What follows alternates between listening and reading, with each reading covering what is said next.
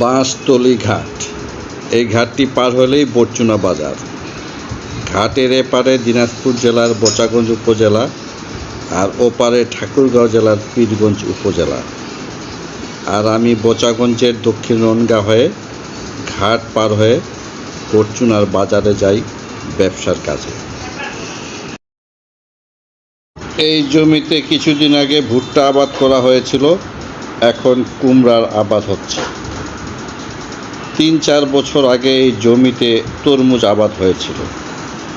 আমি এদিক দিয়ে যাওয়ার সময় তরমুজ কিনেছিলাম। তারপর এই ঘাট দিয়ে নৌকায় করে পার হচ্ছিলাম। এখন নদীতে বেশি পানি নেই, তবে সেদিন পানি ছিল, তবে খুব বেশি ছিল না, নৌকা চলার মতো পানি ছিল। আমার জীবনের একটি হৃদয় বিদারক ঘটনা সেদিন ঘটেছিল, যা ভাবলে আমি এখনও আঁতকে উঠি। আমি সেদিন নিশ্চিত মৃত্যুর হাত থেকে বেঁচে ফিরি। এটা আমার জীবনের অন্যতম একটা স্মৃতি, যা আমি আমার বাম পায়ে এখনও বহন করছি। আমি তারপর থেকে এই ঘাট দিয়ে যেতাম না। প্রায় 10 কিলো ঘুরে আমি বরচুনায় যাই। অল্প কিছুদিন হলো মনে সাহস সঞ্চয় করে আবার এই দিক দিয়ে যাচ্ছি।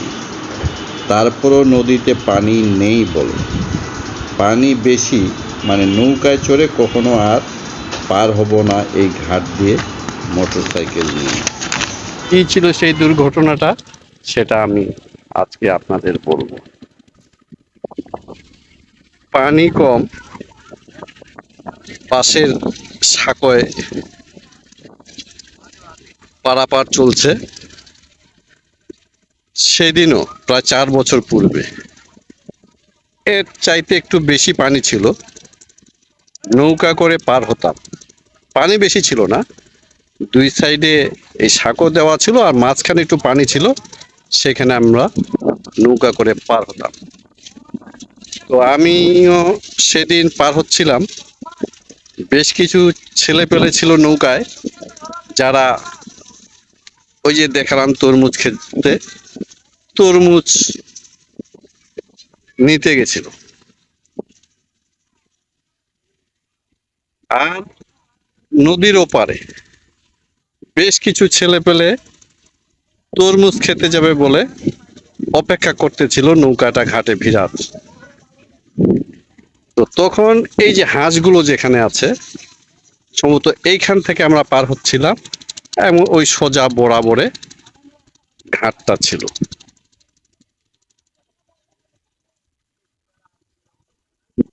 তো নৌকায় করে পার হতে হতে ঘাটের কাছে নৌকাটা সাঁকোতে ভিড়ে গেছিল। ঠিক নামার সময় আমি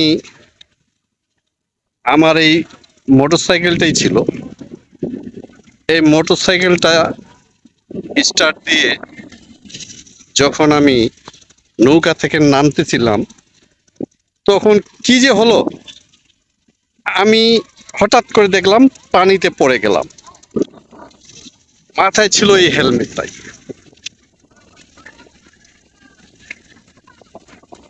এই হেলমেটটাই ছিল মাথায়। পানিতে পড়ে গেলাম। আমি আশ্চর্য হয়ে গেলাম।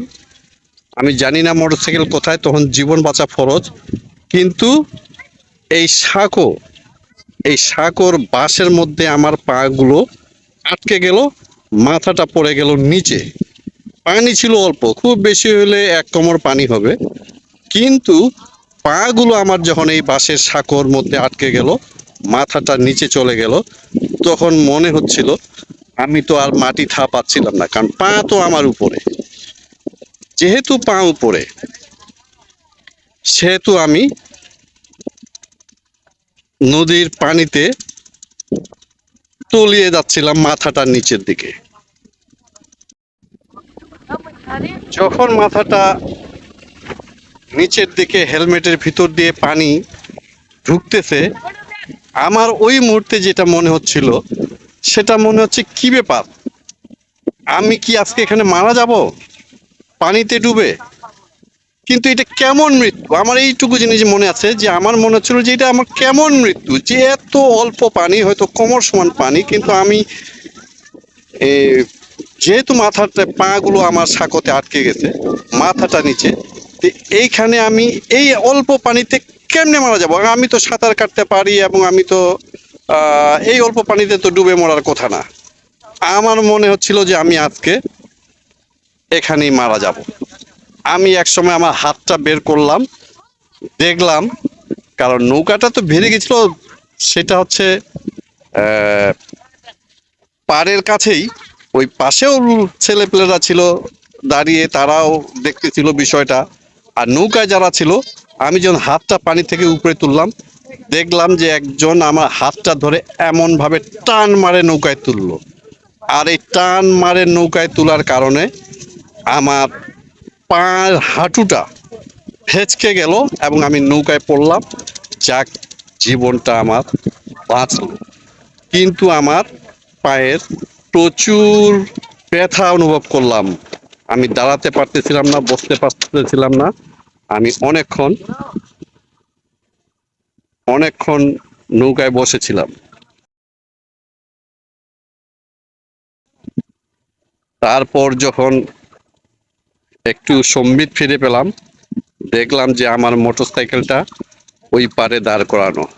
মোটরসাইকেলটাকে দেখে ভালো লাগলো। যা হোক, আমি তো মনে করেছিলাম যে মোটরসাইকেলটাও আমার নদীতে পড়ে গেছে। দেখলাম যে না, মোটরসাইকেলটা ওই পারে দাঁড় করানো, এবং দেখে ভালো লাগলো।